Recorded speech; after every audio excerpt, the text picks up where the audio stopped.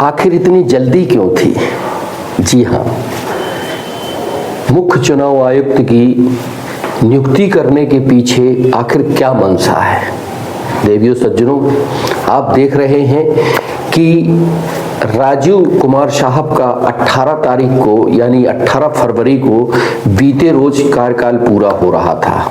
उसके पहले साथी दोस्तों 19 फरवरी को सुप्रीम कोर्ट के जो चल रहा था उसमें भी एक फैसला आने वाला था कि सुप्रीम कोर्ट की चीफ जस्टिस को जो कमेटी गठित हुई थी 19 तारीख को यानी दोस्तों आज ही के दिन सुप्रीम कोर्ट से एक फैसला आना था कि उसमें सुप्रीम कोर्ट के जो चीफ जस्टिस होते हैं, जो समिति बनाई गई थी खासकर मुख्य चुनाव आयुक्त की नियुक्ति को लेकर, जिसमें प्रधानमंत्री, गृह मंत्री और एक कैबिनेट मंत्री के साथ ही चीफ जस्टिस और प्रतिपक्ष के नेता की मौजूदगी में सर्वसम्मति से चीफ इलेक्शन कमेटी के जो आयुक्त होते हैं उनकी नियुक्ति की जानी थी। लेकिन आनन फानन में यह नियुक्ति रात के घनघोर अंधेरे में गृह मंत्री या गृह मंत्रालय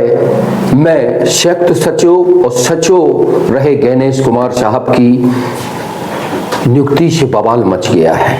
यह बवाल ऐसा मचा कि रात को कुछ नामों को लेकर प्रतिपक्ष के नेता यानी शैडो प्रधानमंत्री कहे जाने वाले राहुल गांधी को बुलावा भेजा गया। राहुल गांधी पहुंचे और राहुल गांधी को कुछ नाम बताए गए।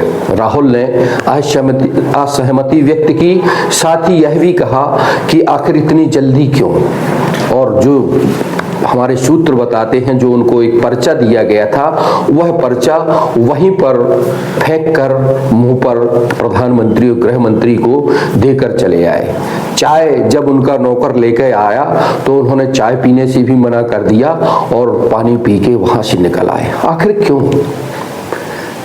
देश में किसी भी प्रकार की एजेंसियां आखिर स्वतंत्र रूप रह पाएंगी कि नहीं रह पाएंगी, यक्ष प्रश्न यह है। आज पूरे देश में मुख्य चुनाव आयुक्त की नियुक्ति को लेकर बवाल जो बरपा है वह थमने का नाम नहीं ले रहा है। हम बात पते की में अपने प्यारे दर्शकों को आज बता रहे हैं कि आखिर इतनी जल्दबाजी क्यों। ये जो एजेंसियां हैं जो स्वतंत्र रूप से काम करती हैं देश में, अब देखिए ना, जब गृह मंत्री के खासम खास गणेश कुमार साहब मुख्य चुनाव आयुक्त रहेंगे तो कैसा चुनाव होगा या किस तरह की बातें होगी, यह सवाल आज यक्ष प्रश्न बनकर देशवासियों पर खड़े हुए हैं। बहरहाल दोस्तों, इतना तो तय है कि कम से कम संविधान के मुताबिक जो फैसला आना था या जो संविधान की गाइडलाइन होती है कि उसमें मुख्य चुनाव आयुक्त की नियुक्ति को लेकर जो कमेटी होती है या जो सदस्य होते हैं उसमें चीफ जस्टिस का होना भी अनिवार्य है, लेकिन उनको परे हटा दिया गया है। कोई किसी भी चीज का इंतजार भी नहीं किया गया है। आज यह मामला पूरे देश में छाया हुआ है। साथ ही राहुल गांधी ने इसकी तीव्रता से आलोचना भी की है। Saying this, sir, is because the rules have been changed. This is not just said in isolation.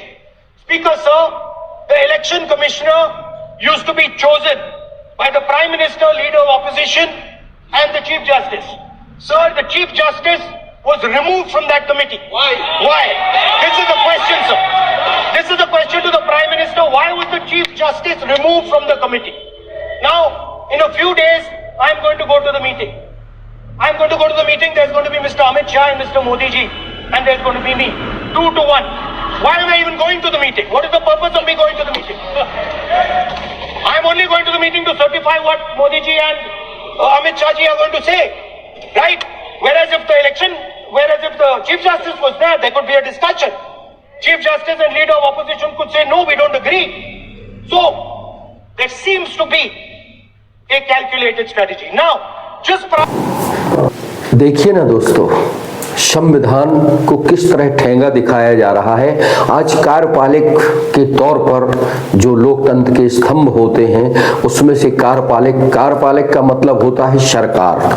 सरकारों के द्वारा या सरकार के नुमाइंदों के द्वारा अगर कोई भी नियुक्ति की जाएगी तो वह जो सरकार का अंग होता है वह आने वाले समय में सरकार के तौर पर ही अपने फैसले देगा। जाहिर सी बात है दोस्तों मित्रों कि इस मामले में कार्यपालिक का ही मत चला है और रात के 12 बजे के दरमियान यह नियुक्ति की गई ज्ञानेश कुमार की, जबकि इसमें संवैधानिकता के महत्वपूर्ण से दिनेश कुमार साहब की एक कमेटी थी जिसमें उन्होंने सिफारिशें की थी कि भारत की किसी भी स्वतंत्र एजेंसियों के निर्णय में या उनको चुनने में उनकी सिफारिशें संविधान के तौर पर लागू की जानी चाहिए, जिसमें प्रतिपक्ष का नेता संवैधानिक पद पर बैठे महत्वपूर्ण न्यायाधीश चाहे वो सुप्रीम कोर्ट के हो चाहे वो हाई कोर्ट के हो, वो जब रहेंगे तो वो संविधान की मर्यादाओं के साथ रहकर अपना निर्णय करेंगे। आज क्या लगता है दोस्तों, आज का दौर कैसा हो गया है? आखिर मोदी जी और अमित शाह साहब चाहते क्या हैं? पूरी एजेंसियों को अपने कब्जे में कर पूरी पारदर्शिता को कहीं ना कहीं प्रश्न चिन्ह लगा रहे हैं। राहुल गांधी हो या देश के अन्य विपक्षी दल हो, उनको किसी भी तरह विश्वास में नहीं लिया जा रहा है। आप देखें, हमारी तस्वीरों में आप देख रहे हैं कि किस तरह राहुल गांधी विरोध कर रहे हैं। और आज के दिन यानी जब हम आपसे इस प्रोग्राम में चर्चा कर रहे हैं, जब फैसला आना था सुप्रीम कोर्ट से, तो उसकी भी उन्होंने नजरअंदाज कर दिया। जब मामला सुप्रीम कोर्ट में था, जी हाँ दोस्तों, कोर्ट से बड़ा सुप्रीम कोर्ट इसलिए कहा गया है कि कोर्ट में अगर कोई मामला विचाराधीन होता है तब तक उसका फैसला आ नहीं जाता, तब तक किसी भी प्रकार की नियुक्ति या कोई नया काम नहीं किया जाता। लेकिन जैसे देश के जो दो रहनुमा हैं, मोदी और शाह साहब, जिस दिशा में हाके सो चल है। चूंकि कहते हैं ना कि मोदी है तो मुमकिन है, लेकिन देश की जनता और हमारे मतदाता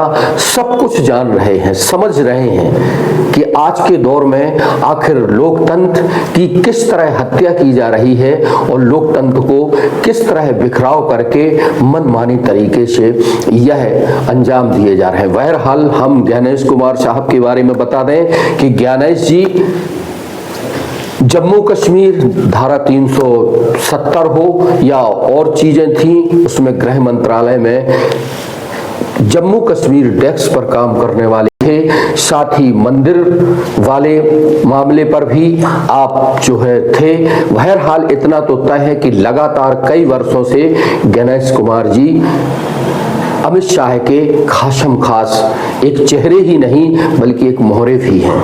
अब ऐसे में विचारणीय प्रश्न यह बनता है कि यह जो शख्सियत या यह जो शख्स मुख्य चुनाव आयुक्त की आसंदी पर बैठाया गया है, वो कैसे देश में लोकतंत्र और संविधान की रक्षा करते हुए स्वतंत्र निष्पक्ष चुनाव कराएगा, यह आज प्रश्न बनकर खड़ा हुआ है।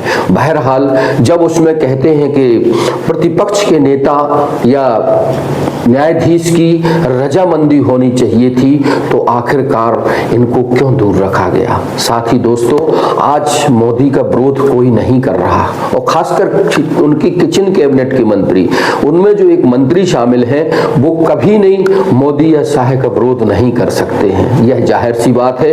अब शेष बचते थे दो, प्रतिपक्ष के नेता राहुल गांधी और संविधान पीठ से या संविधान के न्याय पीठ से न्यायाधीश महोदय, तो दोनों को नजरअंदाज किया गया है। ऐसे में बवाल मचना तो लाजमी है और बवाल मचा हुआ है। आज सुर्खियों में सिर्फ और सिर्फ मुख्य चुनाव आयुक्त की नियुक्ति का मामला छाया हुआ है, जबकि सुप्रीम कोर्ट के चीफ जस्टिस या जज को जुडिशियल को शामिल किया जाना था, तो इन्होंने एक आनन फानन में विधेयक लाकर सुप्रीम कोर्ट के चीफ जस्टिस को उस कमेटी से परे कर दिया था और अपने चहेते मंत्रिमंडल के किसी कैबिनेट मंत्री को उसमें जगह दे दी थी।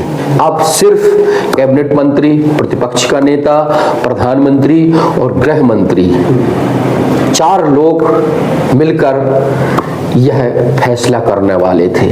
उसमें जुडिशियल से यानी संवैधानिक पदों पर बैठे न्यायपालिका, कार्यपालिका को जो महत्वपूर्ण मिलना चाहिए था संविधान के दायरे में, वो हटा दिया था, जिस पर एक रिट याचिका लगाई गई थी। देवियों सज्जनों, याचिका लगाई गई थी कि संविधान के महत्वपूर्ण पदों में, खासकर इलेक्शन कमीशन की नियुक्ति जब की जाती है तो उसमें मुख्य न्यायाधीश की मौजूदगी लाजमी है। उसी को लेकर आज 19 फरवरी को यह फैसला आना था, पर किसी चीज का इंतजार नहीं। जो है सब मनमाने ढंग से मोदी साहब और शाह साहब को करना है। जो करें सो अच्छा। अगर कोई विरोध करता है तो उनको किसी न किसी रूप से ये कुछ ना कुछ कह देते हैं और कहीं कोई सुनवाई नहीं है। बहरहाल देखते हैं कि आज 19 फरवरी को आखिर क्या फैसला आता है, क्या सुनवाई होती है। बहरहाल इतना तो तय है कि इस नियुक्ति से देश में बवाल छाया हुआ है, बवाल मचा हुआ है। अब आगे भगवान जाने या राम जाने कि आने वाले चुनाव कितने निष्पक्षता से होंगे, कितनी विपक्षियों की बातें मानी जाएंगी, या कैसे दिनों दिन वोटर बढ़ते जाते हैं, या कैसी वोटिंग होती है। इलेक्शन कमीशन आज कहीं ना कहीं संदेह के दायरे में है। अगर इलेक्शन कमीशन सरकार का पिट्ठू नहीं होता और ढंग से चुनाव हो तो बहुत कुछ तस्वीर बदल सकती है। बहरहाल राजेश की तिवारी राज को इजाजत दीजिए। बने रहें, हमें देखते रहें, हमें सब्सक्राइब करें, लाइक करें, बेल आइकन की घंटी दबाएं, जिससे हमारे अपडेट आप तक लगातार पहुंचते रहें। नमस्कार।